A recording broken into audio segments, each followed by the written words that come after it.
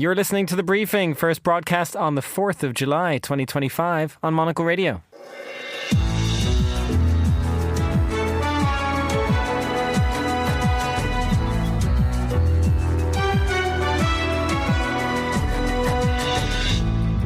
Hello and welcome to The Briefing, broadcasting live from Studio One here at Midori House in London. I'm Chris Chermak. Coming up on today's program. I'm very disappointed with the conversation I had today with President Putin because I don't think he's there. Vladimir Putin answers Trump's pessimism with a major overnight attack on Ukraine. We'll have the latest with the deputy editor of the Kyiv Independent. After that, we travel to France, because nobody else can, after an air traffic controller strike that is clogging up the airports. We'll also get an update of the business headlines, and finally, the crux of what makes a good summer home. It's having that kind of interplay between the indoors and the outdoors, because, summer is meant to be spent outdoors. Our weekly summer series of recommendations returns with Monocle's design editor, Nick Monisse. All that right here on The Briefing with me, Chris Chermak.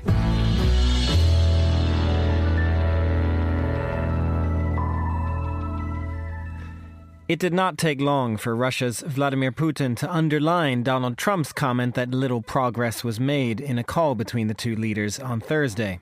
Overnight, Russia unleashed its heaviest barrage yet of drones and rockets on the Ukrainian capital and other cities, although the record is one that came only from a few days ago. June 29th was the record before tonight. Ukraine has struck back, reporting today that it has killed the deputy commander of the Russian Navy, one of the most senior figures yet in this war. Well, Alexei Sorokin is deputy editor-in-chief of the Kyiv Independent and joins us now from the Ukrainian capital. Alexei, thank you very much for joining us on what will have been a difficult day for you, I'm sure. I wonder if you could start by telling us what overnight in the capital has been like. What can you see in Kyiv today? Thank you for having me. Yes, this has been a rough morning. The attack started just hours after President Trump conducted his fifth phone call with President Putin. There were hundreds of drones and tens of missiles. Coming to the office today in the morning, you can see that nobody had a proper sleep. Thank God we know that there weren't any reported casualties. So that's thanks to the Ukrainian air defense. But obviously there was a school hit, there was smoke all around the capital, and you can just sense that people are tired, and people also understand that this will continue. Well, and Alexei, it has been going on for a while now. The last few days, as I said, there had been a record barrage just about 5 days ago. What is your sense of how Kyiv is dealing with this, whether it is able to still repel these attacks as much as possible? Well, talking to Ukrainian officials off the record, we have a sense that Ukraine is obviously running out of air defense systems. The US actually recently stopped providing Ukraine with Patriot air defense missiles. Patriot air defense missiles are the only air defense systems that can down Russian ballistic missiles. So the situation is tough. We know that more and more Russian drones and missiles are getting through Ukrainian air defense systems. The problem is also increasing because Russia, without proper sanctions against it, is able to increase the production of drones and missiles, and the situation will only get worse. And it has been a busy week of attempted but largely failed diplomacy as well. Alexei, you did mention, or we've mentioned, the call of Donald Trump with Putin. There was also a call between Emmanuel Macron and Putin. Have these achieved anything in your eyes sitting in Kyiv? Absolutely nothing. And it's still shocking that it's pretty obvious that Russia doesn't want peace. Russia is on the offensive. Russia is comfortable in conducting those kind of attacks. Russia is comfortable in attempting to advance in eastern Ukraine and northern Ukraine. And the fact that President Trump, who pointed out that he was looking for a peaceful solution to this war, who continues to talk to Putin and also continues to not implement sanctions, not figure a way how he can pressure Russia, and just conducts one phone call after the other. It's astonishing how this person, who's the president of the United States, doesn't understand that he's being played. Well, and on that point, I know that the Ukrainian President Volodymyr Zelensky hopes to speak with Donald Trump himself, perhaps to make some of those points that you're suggesting there to him. Do we have any sense of whether that will happen, and what do you think that might achieve? Yes, we expect that the phone call is going to be conducted this week. We also expect that President Zelensky will be attempting to persuade President Trump to provide air defense systems or missiles, or potentially for Trump to be open to selling those systems to Ukraine, because right now the U.S. is not even selling air defense systems to Ukraine. Concerning the peace negotiations, I don't think there's actually any peace process ongoing. We know that Russia wants to conquer Ukraine and erase Ukraine as a nation. And Ukraine's position is that Ukraine wants to live. Ukrainians want to have their own country. So these two positions are so far apart. And unfortunately, I don't see how this war can end in some kind of peaceful solution. Well, and meanwhile, Alexei, I mean, Ukraine has been fighting back on its own, whether or not it receives some of this military aid from the U.S. There has been this strike killing the deputy commander of the Russian Navy. There's also, of course, fighting along the front lines. Can you give us a bit of an update on what Ukraine has been up to and where it has had successes? Yes, obviously Ukraine is conducting the fight, and special operations deep inside Russia, and also drone strikes on Russian military facilities are the few bright spots that Ukraine can brag about. Killing of Mr. Gudkov, who was the deputy head of the Russian Navy, is one of the highest rank official who was killed by Ukraine. So obviously that boosted morale. It also shows that Ukraine can successfully use the limited resources that it has. The problem here is that Ukraine will continue doing this, right? But obviously Russia has more firepower, and while those kind of events will boost morale and will show the world that Ukraine can continue this fight, unfortunately, without Western support, without the American support, Ukraine doesn't have that much option to continue the fight and to withstand those kind of attacks. Just finally, Alexei, on something that is a bit more positive as well when you speak of that Western support from the European side, one perhaps symbolic indication of this is that a railway line is going to be built. The European gauge railway line will be built between Ukraine and Poland, essentially allowing Ukraine and Poland to have one railway line for the first time. Is that something that's being covered in Ukraine? Are you able to talk about that? Is that a symbolic move showing that, you know, Europe and the European Union are still trying to show that Ukraine is connected to Europe?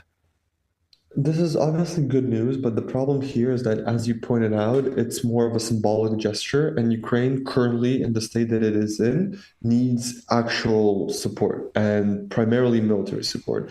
And as long as the European countries, the UK, France, Germany, are not going to be able to increase their own defense production, help out Ukraine with air defense systems, with planes, with tanks, with a variety of weapons, all those symbolic gestures are not going to make a difference. And as I know, I'm repeating myself, unfortunately, but if Europe actually wants to help, it needs to up its military production and make sure that it can cover Ukraine defense needs. Because if Ukraine loses this war, if Kyiv falls, if the country is no more, then this railroad will be useless.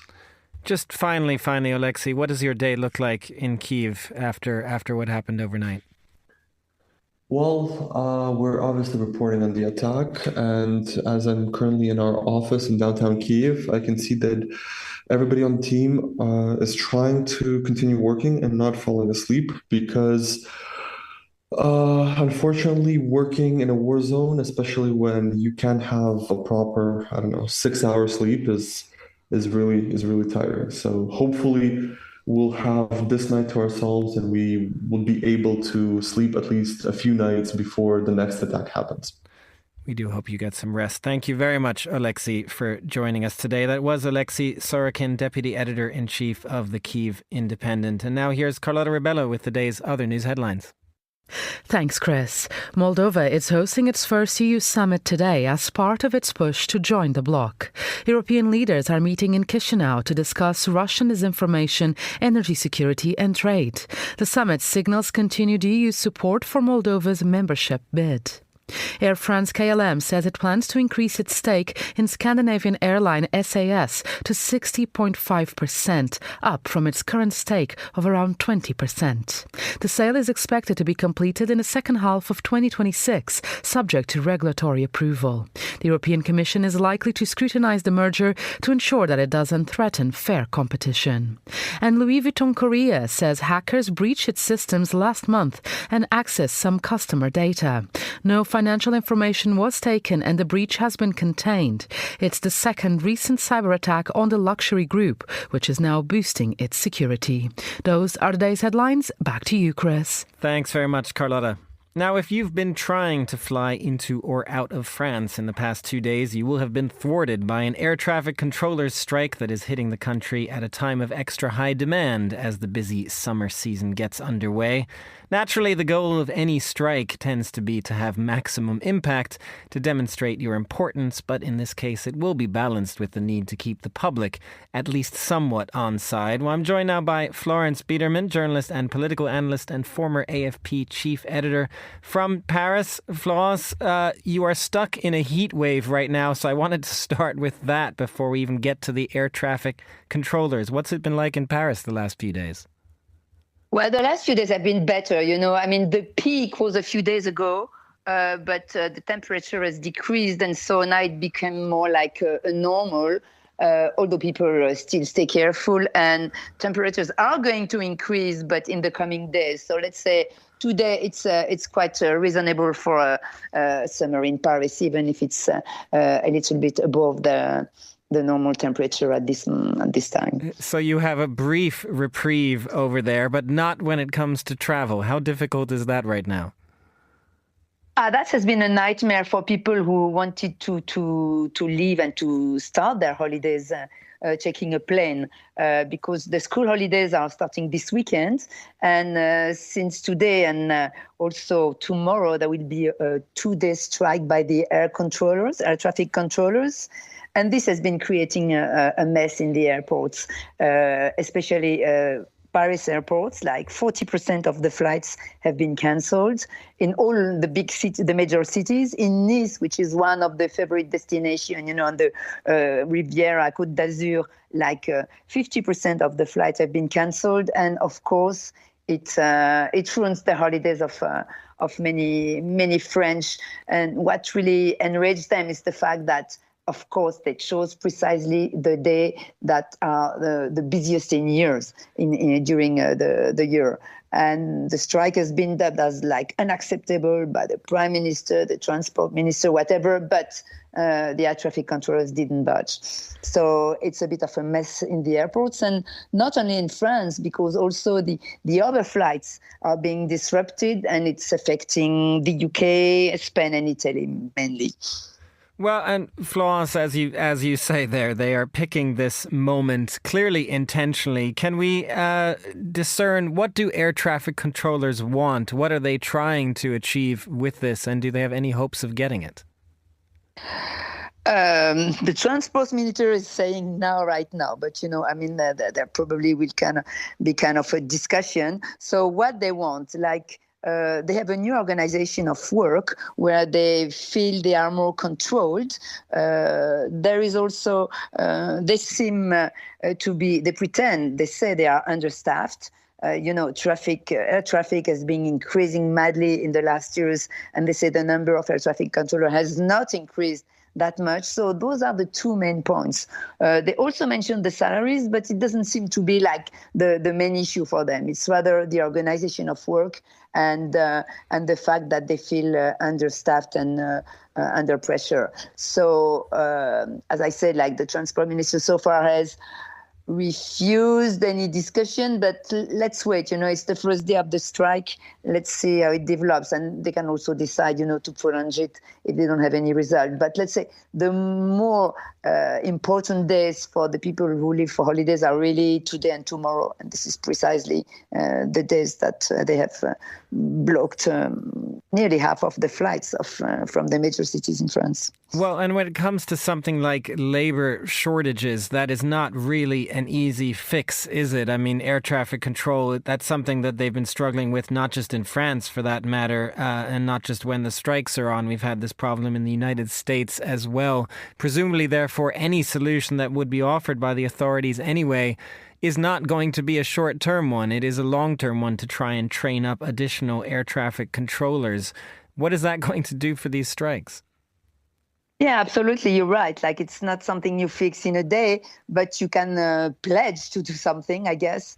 And since there is also a problem with the organization of their work, of the fact that they are more controlled, that they have to, signal exactly when they arrive, like with a very strict system, because it appears it was not really the case. There was some flexibility. So, you can also play on this aspect of their claims. There is always a solution, So, and it's not for me to find it, but to the transport minister.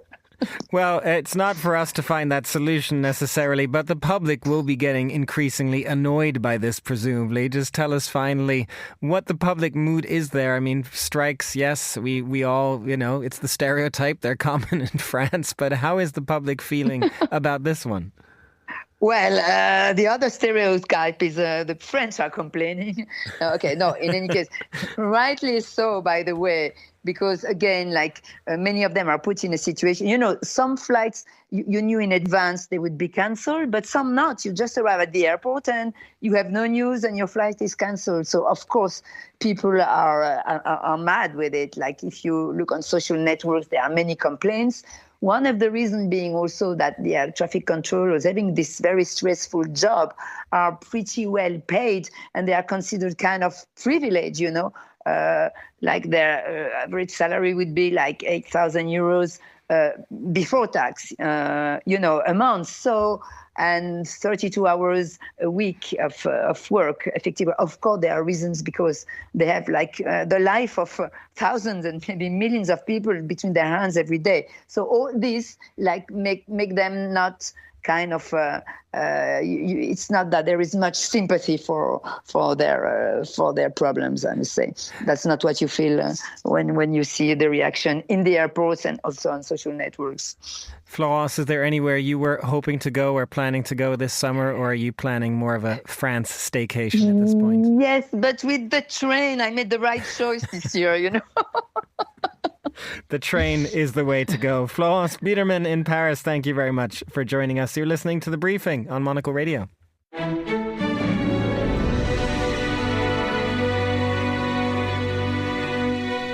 You are back with The Briefing. I'm Chris Chermak, and it's time now for an update of the business headlines with Ewan Potts, Bloomberg reporter. Ewan, thanks very much for coming back on our show.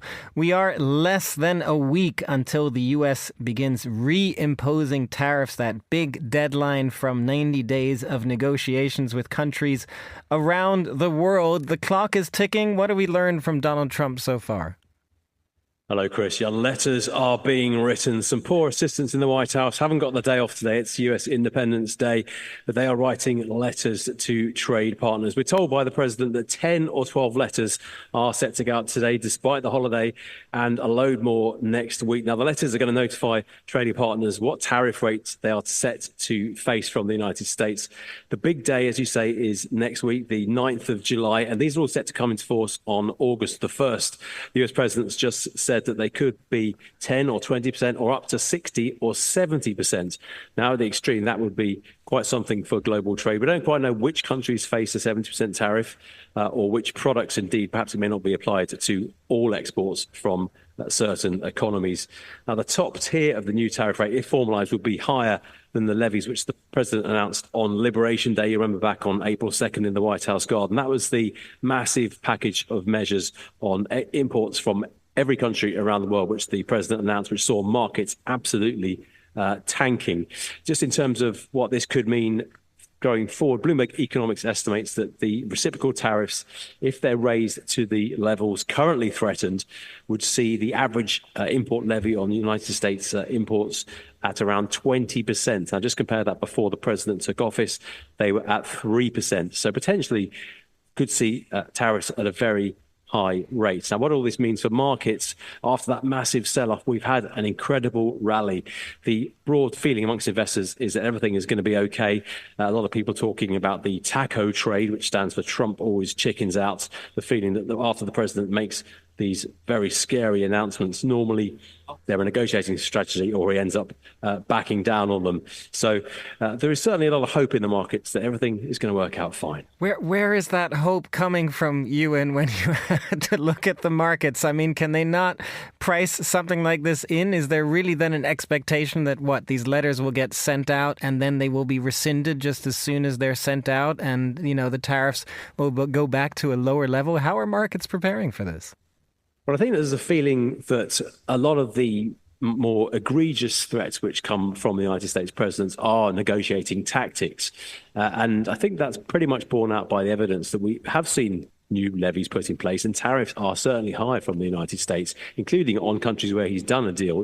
We know that there's only one deal in place, that's with the United Kingdom, and the UK is facing 10% tariffs on all its imports and higher tariffs on certain other sectors. So we do know that tariffs are going to end up higher after all this has happened than they were before. But I think markets can kind of deal with that, actually. And a 10% levy on imports is not going to crater global trade, and it's not going to cripple the US economy or the exporting economy either. It may not be helpful if you're somebody who believes in globalization and free trade being the best way of increasing economic wealth, but it's not the end of the world. So I think markets think that at the end of all this process, whenever it all ends, we'll be left with higher tariffs, but not catastrophic tariffs.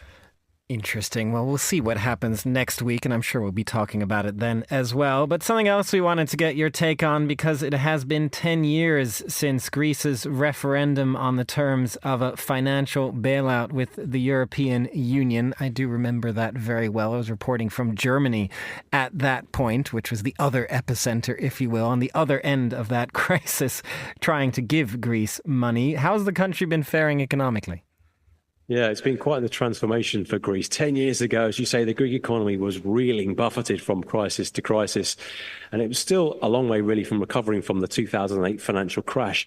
But much of the rest of the world had really already moved on. The Greeks were queuing at ATMs after the government imposed controls to halt money leaving the country. And you remember voters rejecting the terms of that bailout package. The government must have really put its hands up in the air and felt, how are we going to move on from this? Well, the country has moved on, and it's moved on really quite incredibly well. The transformation of the Greek economy is the subject of today's Bloomberg Big Take, a really interesting read on where we are now with the Greek economy and how things are so much better. It's actually outperforming most of its peers in the Eurozone, and its economy is growing faster than the European average, and it's actually only one of a handful of EU nations to actually achieve a budget surplus, something which seems a really long way off in France, Spain or the UK.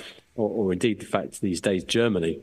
The government's debt burden does remain high, though, but it has at least won back its investment grade status, which means it can borrow at reasonable rates on international markets. I think it would be unfair to say that everything is rosy in the Greek economy. It's still a poor country by European standards. And per capita GDP has now been surpassed by the likes of Poland and Romania as countries on the eastern edge of the European Union have done much better over the last 10 to 15 years.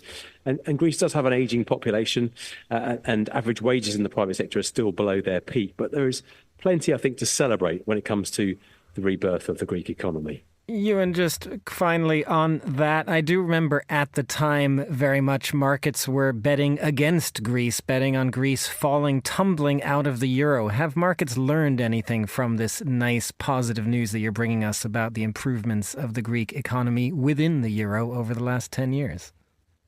Well, it's that usual story, isn't it? It's picking when markets have reached a bottom. Of course, betting on the Greek economy back then would have been a very risky thing to do. There were worries perhaps that it might even drop out of the euro, which would have been seen as a sort of doomsday scenario. But of course, as ever with markets, if you're prepared to take a risk and go in when things are looking bad, then you can do very, very well. And indeed, Greek investors who stuck with the Greek economy or who bought at the bottom have had, a great deal of success over the last 10 years.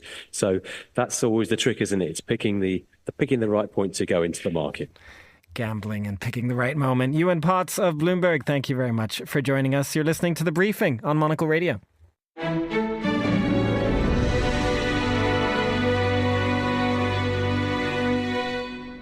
And finally, on today's show, it is time for our weekly summer series where we tap Monocle's editors and leading contributors to regale us with their summer recommendations, from seasonal dishes to engrossing beach reads, magical vacation spots, and elevated fashion tips.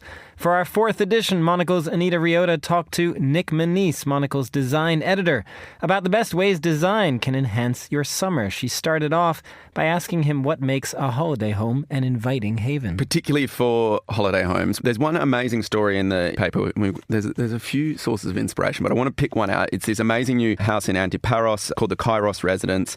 And for me, this is sort of like, it's a benchmark in what good coastal architecture should be. I mean, it's on one hand playing into the very traditional kind of tropes of Greek island residence. It's white, and for good reason. It obviously helps drop the heat, but there's also something about seeing that against a crisp blue ocean backdrop. So you've kind of got that. You've got amazing outdoor areas where you can kind of spill out onto terraces. And I think this is it. Maybe this is the crux of what makes a good holiday home or a good summer home. It's having that kind of interplay between the indoors and the outdoors, because, summer is meant to be spent outdoors. Obviously, I mean, I'm not recommending sleeping outside, but you could definitely do that on this terrace. And I think that's where it kind of nails it. This particular project, and don't you just love that sound? That's the newspaper. This is what we want people rustling through on their own terraces. But this particular project is by Studio Sillen Architects. They are a London-based studio. I mean, this is the other thing. Good design takes time. They started working on this holiday home in 2021. It's a 4-year process, but I think the results really do speak for themselves. The American-Canadian couple who own it now have this kind of amazing little outpost on a Greek island that they can retreat to every summer. And I think that's something, we can all dream of and look towards. But do you have a favourite? Is there a favourite holiday home for you? Is there a memory, one that jumps out? Oh, absolutely. My grandmother has a beautiful home in Sicily, and that's where I always go and dream of my summers. I mean, it's almost like we've planned this, because that is truly the perfect segue into the next thing I wanted to talk about, which is not having to rely on air conditioners. I mean, I'm assuming in Sicily there's no air conditioner. God forbid. No. It dries out the eyes, it dries out the skin. What's the point in having summer? It's going to give you cricks in your neck. That's what we all say. This is exactly it, which doesn't explain the crick in my Italian grandmother's neck, but I digress. But we've got this amazing piece that kind of wraps up, I guess, alternatives to modern air conditioning, and so much of it is about, I guess, shutter design. That it's coming back to that interface between the indoors and the outdoors, and the ability to, I guess, design window fittings, window coverings, shutters, shades that can still direct light in, but maybe diffuse some of the heat, guide breezes in. Often you have a hot summer breeze that comes maybe from the inland and then a cooling one from the ocean. So how can we design a shutter to, I guess, direct the right kind of airflow into a house? So that we've gone through and we've listed a few amazing examples. There is, I'm not even going to have a go at trying to pronounce these, but there's a Genoan option, which is, I guess, more sort of typical, opens from the bottom, blocks in sun coming from above. An amazing French shutter that is really, I mean, this says a lot about the French in that it's a little bit about voyeurism. So it's designed so that you can see out, but people can't necessarily see, and so it allows you to watch the street life. My personal favourite, and this is just so simple going back to it, but it's a Maltese, I guess, a window seat where it kind of juts out of the building and it allows you to sit in kind of a cool little pocket of air. Amazing. So we have designed our home and made it cool enough to enjoy. What furniture are we decorating it with? This is it. I mean, you've got to have the cooling floors, but I really don't want to spend some time sitting on them. So we've kind of picked a few of our best. Some of my favourites for the summer is the Embrace Outdoor Dining Chair by Carl Hansen & Son, an amazing Danish firm whose owner, his son, actually lives in Vietnam and runs a factory there, which is where they make all their incredible teak furniture. So this is beautiful dialogue between two continents and I guess tapping into Danish design heritage and Vietnamese manufacturing expertise. So I think that's a brilliant example. You've obviously got to have a table to go with that. So the Solas Cafe Table by Case, a British brand designed by Matthew Hilton, super simple, timber top, metal base is beautiful. Again, we're talking about a play between continents, but you've got to play between materials there. And then obviously, sure, the sun sets at 9:30, 10 p.m., but you kind of want to extend the evening. So I think it's also essential that you have a portable table lamp. The Lumena by this amazing South Korean brand called Lumena. Sorry, it's their classic table lamp. You can get that at the Monocle shop. So there's a little bit of cross promo, but they're the three things I'm picking. And the beauty of the lamp and the beauty of all three of them is that you can bring them both inside and outside. Now, as I mentioned, I'm Sicilian. I'm a beach girl through and through, Nick. So can you tell our audience how can design elevate their beach experience? And do you have any specific tips even of where to go? Specific tips on where to go. I mean, I'm Australian, best beaches in the world, but it kind of doesn't really help you in a European summer. I'm personally, I love Italy. I spent last year in a little town called Gallipoli, which is known for its nightclubs. That wasn't why I was there, and I didn't even realize that was a thing. But there's this amazing little peninsula that juts off it, old walled city centre, amazing hotels in there. I recommend people going and checking that out. But for me, to be honest, we've got some amazing sort of beach club stories in the newspaper. The Monte Carlo Beach Club has just reopened, and whilst I am a huge fan of that, there is also something about going to the city beach, and being able to trot down from your front door, not having to worry about, trying to book a taxi because I'm definitely having a few white wines over lunch, not having to worry about all that faff and just being able to walk down onto the beach. So for me, I think key is having an amazing beach umbrella. It's got to be, a summery, playful pattern. That's obviously essential. Maybe some stripes, a little bit of yellow and white, perhaps, or blue and white, playing off, I guess, the colours of a summer landscape. So for me, that's sort of the key ingredient for the beach. Did not expect we'd end up on umbrellas. That was Monocle's design editor Nick Monisse in conversation with Monocle Radio's Anita Riotta. You can find our special summer paper, Mediterraneo, on newsstands now, or order your copy on monocle.com. For more summer gems from your favourite Monocle voices, tune into The Briefing every Friday at midday London time. That's all the time we have for this edition. It was produced on this 4th of July by my fellow American Anita Riotta. There were some non-Americans involved, our researcher Henry King and our studio manager Elliot Greenfield. Briefing is back on Monday. Happy 4th, everyone, and thanks for listening.